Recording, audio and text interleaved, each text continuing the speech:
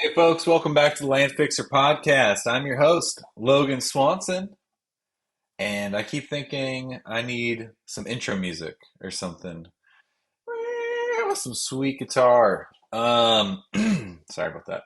Yeah, so we're here to talk all about land investing, retail investing, developing land, all the different eccentricities, anything land related. Okay, that's what we talk about here. And today, I picked a topic because I was lucky enough to go kind of interview, really just have a long conversation with a surveyor friend of mine, where I was able to pick his brain on all things surveying and get a bunch of the questions answered that I've really had for a long time. Since we have bought and sold a lot of properties, we'd hired various surveyors to do various things and gotten varied results as far as cost, expectations, quality of work, timeliness, um, really across the board. And it's kind of made me recognize the fact that I just don't know much about what surveying is, who surveyors are, but I find it very fascinating. It's like this naturalist sort of business where you're sort of an engineer, scientist, lawyer out in nature. I've hired surveyors to go survey bits of mountain, desert land in the middle of nowhere. I mean, it's really a cool gig, all things considered.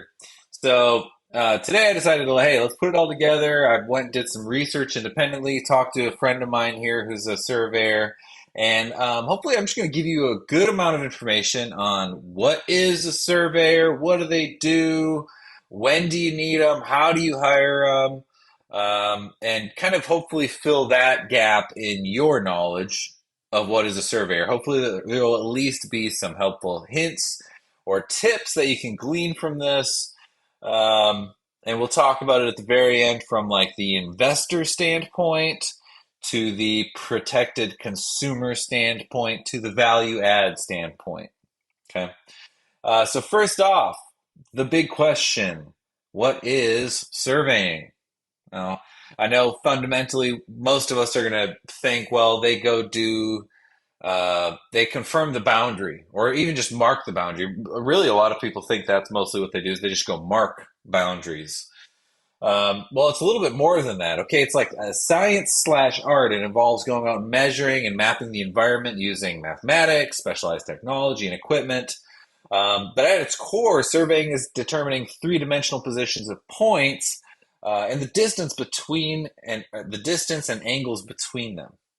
All right, these data points are crucial for determining the exact legal property description for a property, planning and designing the way that you're going to build on it or subdivide it, and really whatever infrastructure projects you're going to be doing on the property. So back in the day, and this is a tradition as old as time, as soon as they decided that one person could own a piece of land and another person couldn't, effectively this job of surveying was invented, right? Because somebody had to go out there and say, hey, this is ours and that's yours. So natural boundary lines existed for probably the longest time, right? This river on this side of that mountain, so on and so forth. But as the plots got smaller and smaller, you had to come up with this whole science and methodology behind, okay, I own right here, I own just this spot and over, and it's in the middle of a field, and there's nothing really to distinguish where my property begins and yours doesn't. It's all built off of arbitrary points, and it's so complicated and nuanced. And not only is it a difficult science if you have good records of where the property line is that you can begin to do your work off of, like a pre-existing established property line. But oftentimes, even the details of who owns what is very messy and difficult to determine. For example, there's an entire courthouse here in Texas. I forget the county specifically, but there's a county here in Texas where all the courthouse burnt down, so all the property records are gone.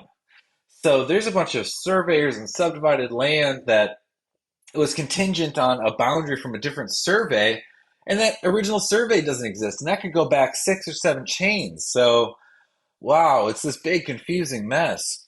But luckily today, things are getting better, right? Most of these surveys are being digitally recorded and updated, and they're accessible online, and less are you know, needing to rely on actual printed and filed documents stuffed in some box in a courthouse somewhere. We're not using, probably should have looked up all the different names for the old tools that surveyors used to use that were kind of not electronic, right?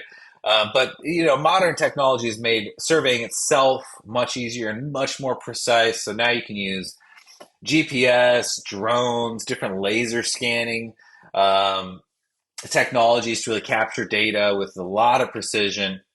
And this stuff is evolving very quickly. The surveyor that I spoke to last week said that, the future and really the short term future, this isn't, we're not talking decades from now, but maybe even just a few years from now, um, your surveyors are going to be one man operations with a drone in the field. And that drone can be equipped with LIDAR and all sorts of stuff. So you can send out a single drone and not only get like a air, like not only get a piece of paper. Oh, I have one just like this, where it's, white, and then maybe there's a little bit of the topography drawn in, and then there's boundaries over it. So you can go to the field and kind of understand where those boundaries are. But when you mix that with like high quality drone aerial imagery, you can overlay the survey right over the topography itself. So it just makes it super clear. And you can combine that with like GPS mapping software. So you can actually be walking out on the property and walk with the image of the surveyed property on your phone. So this stuff is just, whoa, you kind of do this roughly already using some of the mapping softwares like land.id or Onyx Hunt has very similar softwares, but it's going to get so exact and so precise in a short period of time.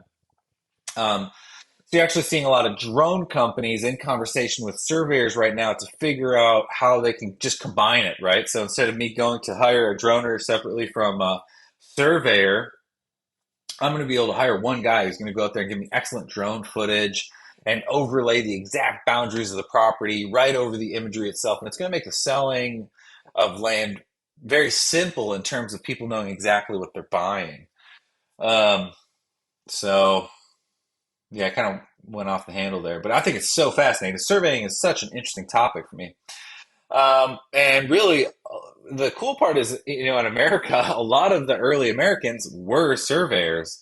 So you can talk about George Washington, he was a land surveyor, Benjamin Banneker. I mean, go down the line, and you can find a bunch of our founding fathers and the big historical figures in American history were land surveyors because what did they do? They showed up to this huge continent that, they were in the process of stealing from some native folks. But the way that they went about organizing that is by cutting it up and, saying you own this and you own this and just surveying. It was a ton of surveying. So let's go into the types of surveys. And this is a short list. I'm sure there's a lot more. The one that we most commonly run into is the boundary survey. All right, so my house, for example, my neighbor, I'm pretty sure they poured like this very ugly driveway that slightly encroaches on my property. It's not big enough for me to go hassle with it, but I could. I could go hire a surveyor. A surveyor could come out and mark the boundary of the property and say, hey, you built this on my property and you take it off right now, sue them or whatever. Or in the vacant land industry, right, we're going to use surveys to say, you could buy a 5 acre parcel in the middle of nowhere. And you go out there and there is no clear indications or markers to tell you where your property is as opposed to your neighbor's property. So that surveyor is going to work a bunch of magic and go out there and drop stakes and flags and tell you where your property is in relation to your neighbor's property. So you don't go out there and start building a house or any sort of improvements or fencing it in and actually be putting that money into your neighbor's land or cutting across your neighbor's land or whatever else. Um, Next, you can have topographical surveys. These are very, very important, right? And this is going to do outlet. Actually, you can kind of see it on this one, but it's going to outline the contours of the property itself. So where that's moving uphill or downhill. And this is very important for a number of reasons, but one of the biggest ones is anytime you're going to be improving or developing a piece of land, you need to know where the water is moving. So if there's a big downpour of water, where is it moving? What part of the property is it running to? Is it channeled or is it going to be sitting somewhere? Is there a huge amount of floodplain? So those topographical surveys are huge when it comes to any sort of development, construction, or even environmental management projects. Um, all right, then you have geodetic surveys. This I was less familiar with, okay? So geodetic survey is when you use satellite or aerial imaging technologies to measure large areas of the Earth's surface, providing data for global positioning systems and various scientific applications. So this isn't something that you're going to be running to in real estate very often, unless you're going to buy a country or something. Maybe if any of you are buying a country, let me know. I'd love to be a part of that process. And then we have one that's actually very useful for land investors that they may not have thought of, and I'm going to get to this in the end, but you have construction surveys, okay? And what a construction survey is going to do is, you already have the boundary survey marked out, but you have identified where you want to put your house on a property. So oftentimes you'll bring in a surveyor again to mark the corners or all the different angles of where the home is going to be built because they can be very mindful of legal setbacks. So you might be in a subdivision of lots where you can't build 35 feet from the edge of the easement that services the utilities, right? You might not know where that easement edge is, let alone where you're going to start building your house. So you have to have a surveyor come out. He's going to mark your property. He's going to mark that easement, and then he's also going to mark where you're going to build your home. And that's the survey point that your dirt workers are going to go off to put your home pad in place or whatever else. But and that's for just residential. But this is huge, right? So you could have huge commercial developments like right now in I think Saudi Arabia, they're building the line. Talk about a crazy development project. If you haven't looked into this, they're building like a multi-mile long city that's, I don't know, a few hundred meters wide. And the first step was just hundreds and hundreds of surveyors going out there and marking where things were going to go. Um, so there's a bunch of different ways that surveyors are used. Those are some of the basic ones. And, as you might assume, different surveyors are going to specialize in different types of surveys.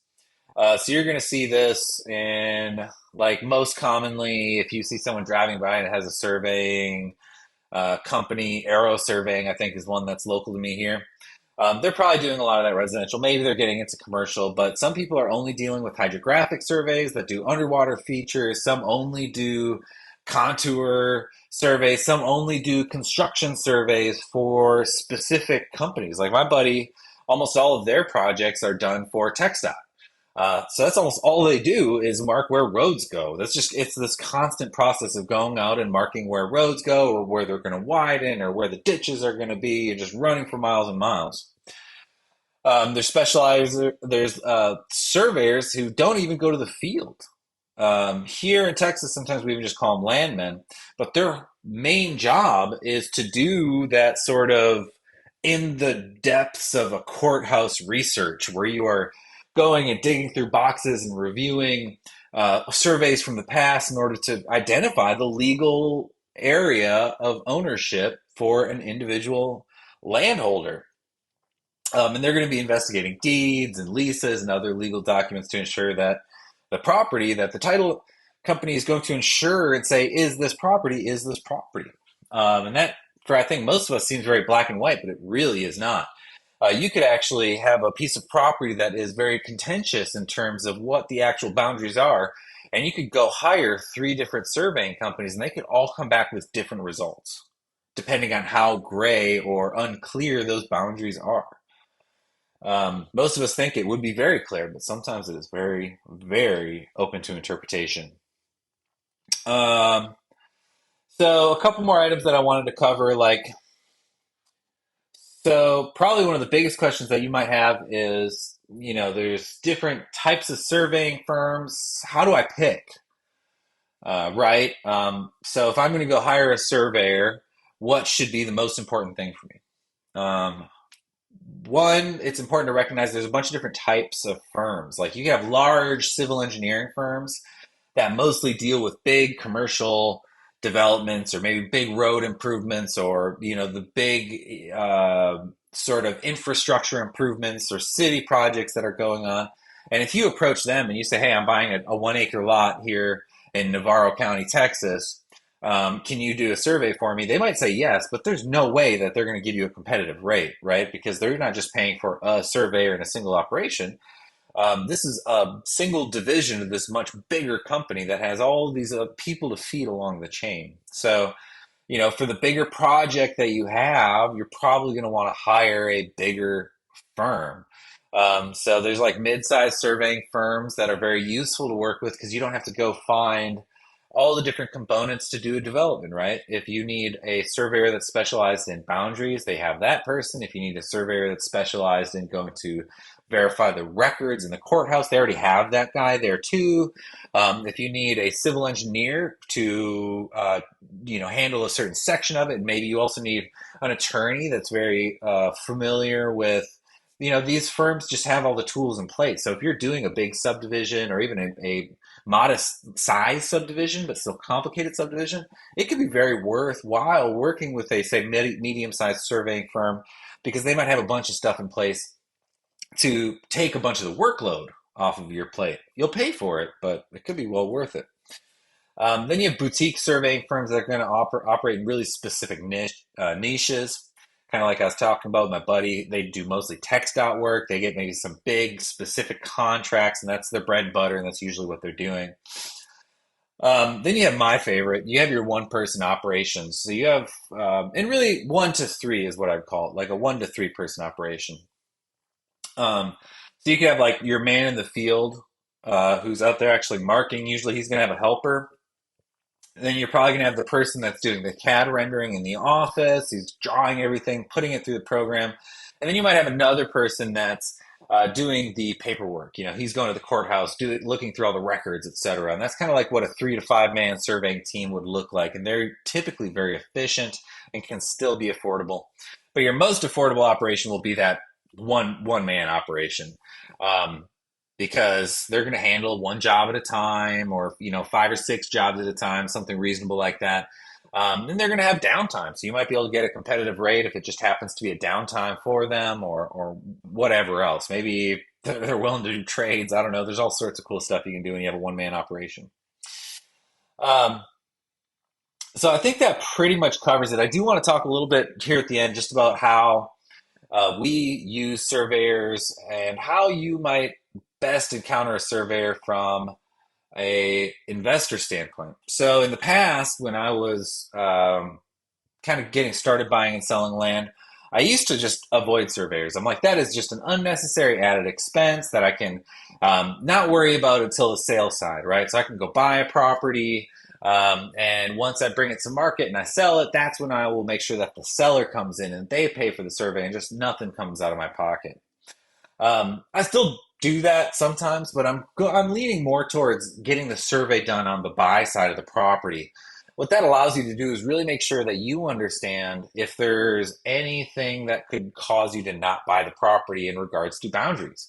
Whether that is the neighbor's house is partially built on the property, or maybe there's specific setbacks for building on the property that make it actually impossible to build on or very difficult to build on, or even so much as if the property itself is shifted 20 or 30 meters from what it looks like in the visual CAD map online, you could have something that had a little bit of flood zone on it and now is half in flood zone. So this stuff matters a great deal. And in fact, I told my mountain story on the podcast in the past, if you want to listen to that. But when we surveyed that property, we actually lost 5 acres. The CAD map said that it was a 320-acre parcel.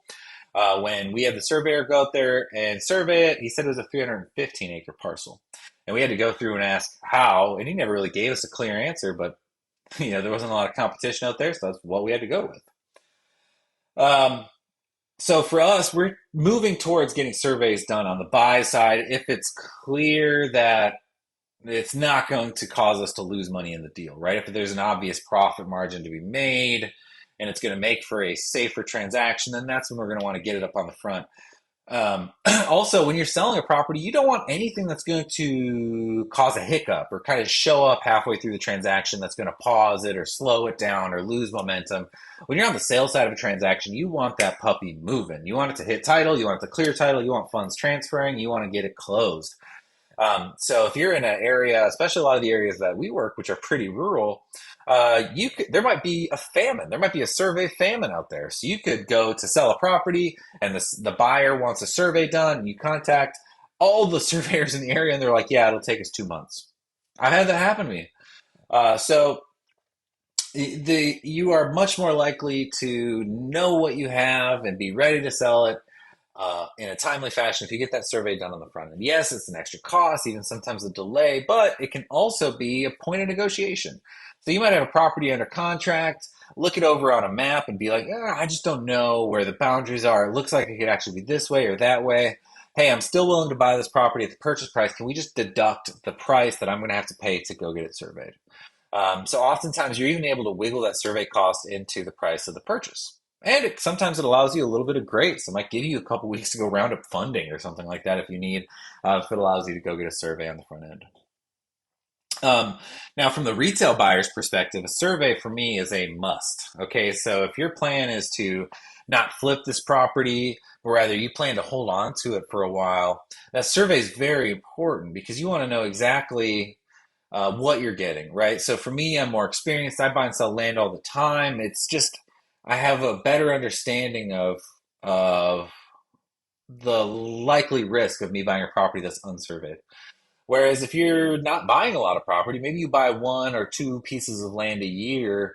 Well, I would expect you to be very cautious in that process, especially if you're buying something that you're going to be holding for a long time, or that maybe you want to do a forced appreciation strategy on in the future.